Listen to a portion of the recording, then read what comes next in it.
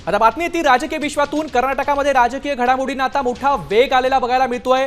कर्नाटकचे मुख्यमंत्री सिद्धरामय्या यांनी त्यांच्या मुख्यमंत्री पदाचा राजीनामा दिलाय। त्यामुळे आता कर्नाटकामध्ये मुख्यमंत्री पदाचा नेमकी चेहरा पुढचा कोण असेल याबद्दल आता उत्सुकता निर्माण झालेली आहे। सिद्धरामय्या यांनी कर्नाटकच्या मुख्यमंत्री पदाचा राजीनामा दिलाय।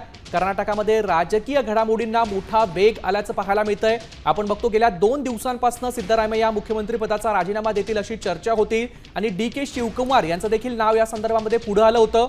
आज सकाळी डी.के. शिवकुमार यांचा सिद्धरामय्या यांचा पाया पडतानाचा फोटो देखील समोर आला होता। या संदर्भात अधिक माहिती देण्यासाठी आपल्या सोबत आहेत आमच्या प्रतिनिधी प्रतीक्षा बनसोडे। प्रतीक्षा, काय अधिकची माहिती आहे? पासूनच राजकीय घडामोडी कर्नाटकमध्ये अतिशय वेगाने होताना पाहायला मिळतात। डी.के. शिवकुमार जे आहे ते सकाळी सिद्धरामय्या यांची त्यांनी भेट घेतलेली होती आणि सिद्धरामय्यांचे कार्यकर्ते सुद्धा आज प्रचंड भावुक होताना आपल्याला पाहायला मिळालेलं होतं।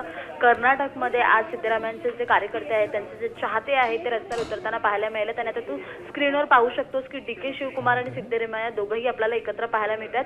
थोड्याच वेळात डी.के. शिवकुमार मुख्यमंत्री पदाचा म्हणजे जे मुख्यमंत्री म्हणून नवीन पदभार स्वीकारतील अशी घोषणा जी आहे ते स्वतः सिद्धरामय्या करणार आहेत अशी अधिकृत माहिती मिळते। काही वेळापूर्वीच लोकभवनात जाऊन सिद्धरामय्या यांनी आपला राजीनामा जो आहे तो राज्यपालांना सोपवलेला आहे। खरं तर सत्ता वाटपाचा जो हा फॉर्म्युला आहे तो दिल्लीतून आधीच ठरलेला होता आणि त्यानुसार आज जे आहे ते सिद्धरामय्या पाय उतार होतात आणि डी.के. शिवकुमार जे आहे ते नवे मुख्यमंत्री म्हणून कर्नाटकमध्ये आपल्याला कार्यरत दिसतील। तर तू पाहू शकतो स्क्रीनवर की दोघंही आता एकत्र उपस्थित आहेत। काहीसं भावनिक असं जे हावभाव आहेत ते सिद्धरामय्यांच्या चेहऱ्यावर पाहायला मिळतात।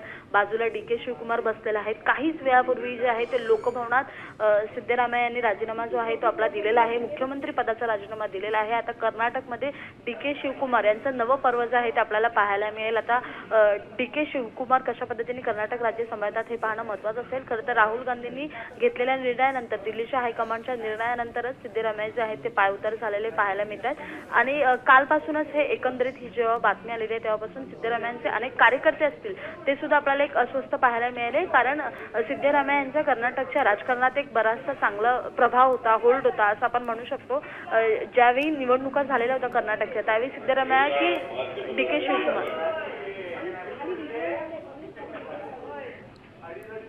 शिवकुमार कोण मुख्यमंत्री होणार याबाबत जे आहे ते संभ्रम आपल्याला पाहायला मिळालेला होता। परंतु त्यावेळी सिद्धरामय्या हे वरिष्ठ असल्यानं त्यांना जे आहे ते काँग्रेसने झुकता माप दिला आणि सिद्धरामय्या यांची वर्णी लागलेली होती मुख्यमंत्रीपदी। परंतु त्यावेळी अशा बातम्या आलेल्या की 2.5 वर्षाचा फॉर्म्युला असेल। नक्कीच प्रतीक्षा, नक्कीच धन्यवाद प्रतीक्षा दिलेल्या या महत्त्वपूर्ण माहितीसाठी।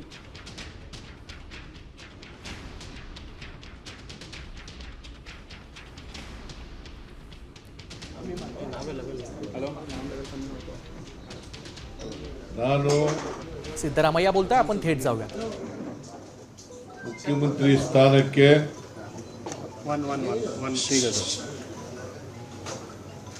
मध्ये मुख्यमंत्री पदाचा राजीनामा सिद्धरामय्या यांनी दिलाय। ते पत्रकारांना संबोधित ಭವನದಲ್ಲಿ